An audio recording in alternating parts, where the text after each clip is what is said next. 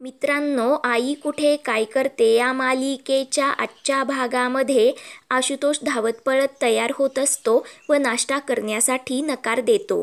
तेव्हा सुलेखा काय झालं असं आशुतोषला विचारते. त्यावर आशुतोष मला उद्याच्या इव्हेंटचं खूप टेन्शन आल्याचं सांगतो.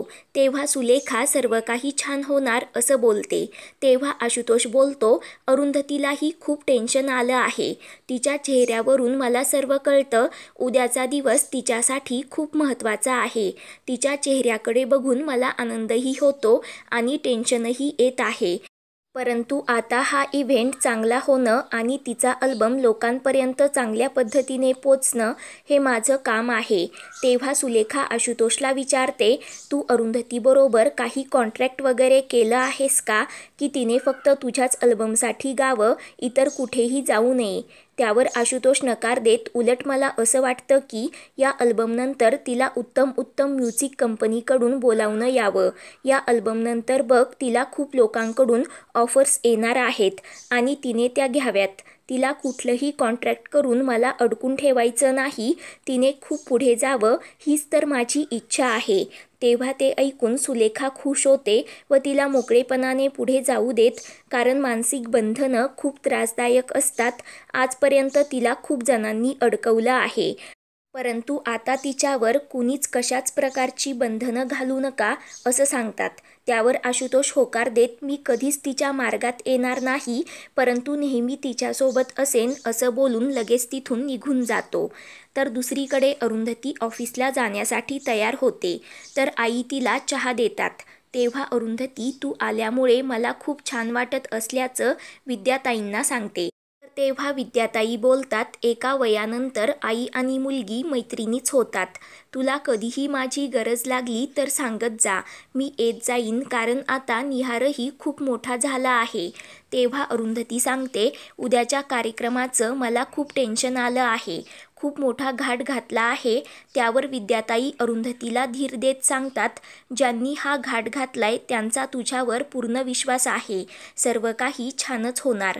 तेवढ्यात बेल वाजते. तर अरुंधती दार उघडते. तर आशुतोष नितीन आलेले असतात. तेव्हा आशुतोष बोलतो, हळूहळू या सोसायटीच्या वॉचमेनला वाटेल, हे रोज एवढ्या सकाळी सकाळी येतात म्हटल्यावर हे दूधवालेच आहेत. ते ऐकून अरुंधती खूप हसते. त्यानंतर आशुतोष नितीन विद्याताईंचे आशीर्वाद घेतात. विद्याताई त्यांना चहासाठी खूप आग्रह करतात, परंतु दोघेही नकार देत त्यांना खाली बसवतात. ते पाहून अरुंधती घाबरते. तेव्हा आशुतोष विद्याताईंना सांगतो, आम्ही तुम्हाला उद्याच्या कार्यक्रमाचं इन्व्हिटेशन द्यायला आलो आहे. उद्या तुमच्या मुलीचा खूप मोठा दिवस आहे, त्यामुळे तुम्ही नक्की यायचं. वाटलं तर मी तुमच्यासाठी स्पेशल गाडी पाठवतो. तेव्हा ते ऐकून विद्याताई व अरुंधती खूपच खुश होतात. त्यानंतर आशुतोष अरुंधतीला सांगतो, आज आपल्या ऑफिसमध्ये कार्यक्रमाचे होल्डिंग्स लावणारा माणूस येणार आहे. तू ते होल्डिंग्स बघून घे आणि तुला काही बदल सुचवावेसे वाटत असतील तर सुचव, कारण आपल्याकडे अजून वेळ आहे. तर अरुंधती होकार देते. त्यानंतर आशुतोष विद्याताईंसोबत खूप प्रेमाने गप्पा मारत असतो व त्यांना हसवत असतो. ते पाहून अरुंधतीला खूप बरं वाटतं. ती त्या दोघांकडे पाहतच राहते. तर तेवढ्यात अरुंधतीला आप्पा कशी विद्याताईंची काळजी करायचे आणि कांचन व अनिरुद्ध अपमान करून कशाप्रकारे विद्याताईंना घरी काढून देण्याचा प्रयत्न करायचे ते सर्व काही आठवतं. तर अरुंधती खूप नाराज होते. तर इकडे आशुतोष नितीन विद्याताईंना, तुम्ही आमच्या घरी चला असा आग्रह करत असतात.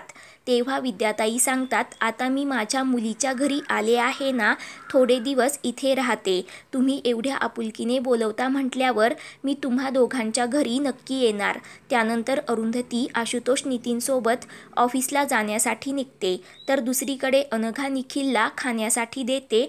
तेव्हा आप्पा शेखरला, तुम्ही अनघाला ओळखता का, ही अभिची बायको म्हणून सांगतात. तेव्हा शेखर, मी यांना ओळखतो. गौरी अनघाबद्दल खूप सांगत असते, परंतु आमची कधी भेट झाली नाही असं बोलून मी संजनाचा एक्स नवरा अशी स्वतःची ओळख अनघाला करून देतो. त्यावर अनघा शेखरला, मी तुम्हाला ओळखते म्हणून सांगते. तेव्हा शेखर आनंदाने, म्हणजे माझी कीर्ती एवढी पसरली का असा डायलॉग देतो. तेव्हा आप्पा शेखरला, शेखरराव तुम्ही साधीसुधी आसामी नाही म्हणून सांगतात. तर तेव्हा शेखर मोठ्याने हसत संजनाला सोडणारा माणूस हुशारच असला पाहिजे असं बोलतो. तेवढ्यात संजना तिथे येते. तर तिला पाहून शेखर नाम लिया और शैतान हाजीर असा टोमणा मारतो. तेव्हा संजनाला पाहून निखिल मम्मा असं ओरडतो व पळत तिच्याकडे येतो. तर संजना आनंदाने निखिलला घट्ट मिठी मारते. मुलाचे व आईचे प्रेम पाहून सर्वांचे डोळे पाणवतात. तेव्हा संजना निखिलच्या तोंडावरून हात फिरवत किती दिवसांनी दिसतोयस असं बोलते. तेव्हा शेखर त्यात त्याची काही चूक नाही, तशीही त्याला फारशी तुझी आठवण राहिलेली नाही, परंतु आज अचानक त्याने तुझं नाव घेतलं. म्हटलं त्याने पूर्ण तुझा चेहरा विसरण्याच्या आतमध्ये त्याला तुझ्याकडे घेऊन यावं. तेव्हा निखिल संजनाला विचारतो, मम्मा तू मला फोन नाही केलास, तुला माझी आठवण येत नाही का? त्यावर संजना सांगते, मला तुझी खूप आठवण येते, परंतु ऑफिसमध्ये खूप कामं आहेत.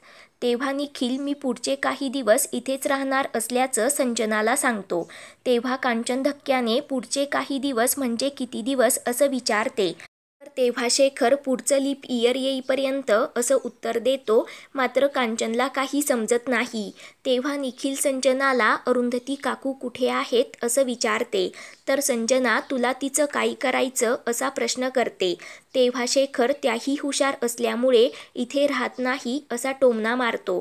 तेवढ्यात अनिरुद्ध तिथे येतो. तर शेखरला पाहून त्याला मोठा धक्काच बसतो. तेव्हा शेखर अनिरुद्धला काय फ्रॅक्चर बंड्या कसा आहेस? संजनाशी लग्न होऊन सुद्धा तू 2 पायांवर उभा आहेस म्हटल्यावर कमाल आहे. मला वाटलं होतं तुझा दुसराही हात फ्रॅक्चर झाला असणार असं बोलतो. तर संजना त्याला गप्प करत तू निखिलला सोडवायला आला होतास ना, आता इथून जा असं सांगते. तेव्हा शेखर विचारतो, तुला काय वाटलं मी इथे राहायला आलो आहे का? या अण्यासोबत मी राहत नसतो. कांचन आईला निखिलसोबत लंगडी खेळता येणार नाही, त्यामुळे आता त्याच्यासोबत तू लंगडी खेळायची. कांचन आईला आराम करू दे, तसंही मला खूप कामं आहेत. अरुंधती वहिनींनाही मला भेटायचं आहे असं बोलून शेखर तिथून जाण्यासाठी निघतो. तेव्हा संजना तुला अरुंधतीला कशाला भेटायचं असा प्रश्न करते.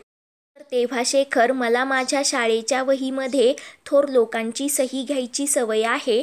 त्यातील एका पानावर मला वहिनींची सही घ्यायची आहे, कारण अण्यासारख्या माणसाच्या फुलीवर मारून त्याला सोडून जाणाऱ्या बाईला एखादं पारितोषिकच मिळावं एवढ्या थोर आहेत त्या.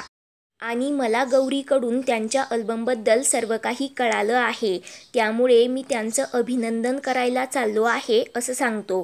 त्यावर आप्पा आनंदाने जरूर जा, अरुंधती खूप छान गायली असं यश सांगत होता म्हणून बोलतात.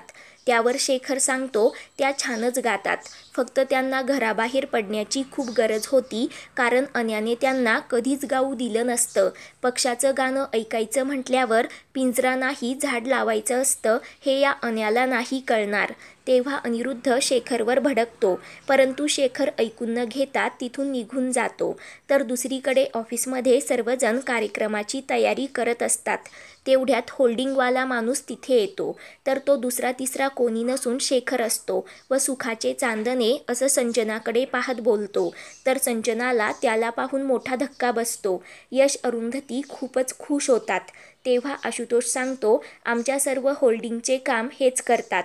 तर नितीन बोलतो, यांचे हात लागले की आमची घरं विकली जातात, हे आमच्यासाठी खूप लकी आहेत. तर तेव्हा आशुतोष तुम्ही दोघे एकमेकांना कसे ओळखता असं संजनाला विचारतो. तेव्हा संजना शेखरला सांगण्यासाठी नकार देते. तर शेखर तिला विचारतो, मला लाज वाटत नाही, मग तुला का वाटते? आणि आशुतोषला सांगतो, मी हिचा एक्स नवरा, हिने यांच्या एक्स नवऱ्याशी लग्न केलं आणि आता हे दोघे मिळून एकमेकांच्या डोक्याचं XYZ करतात. आम्ही दोघेजण सुटलो, परंतु हे दोघे बेकार अडकले. तेव्हा ते ऐकून संजना तोंडावरच पडते. मित्रांनो, पुढील भागांच्या अपडेटसाठी आपल्या चॅनलला सबस्क्राईब करा.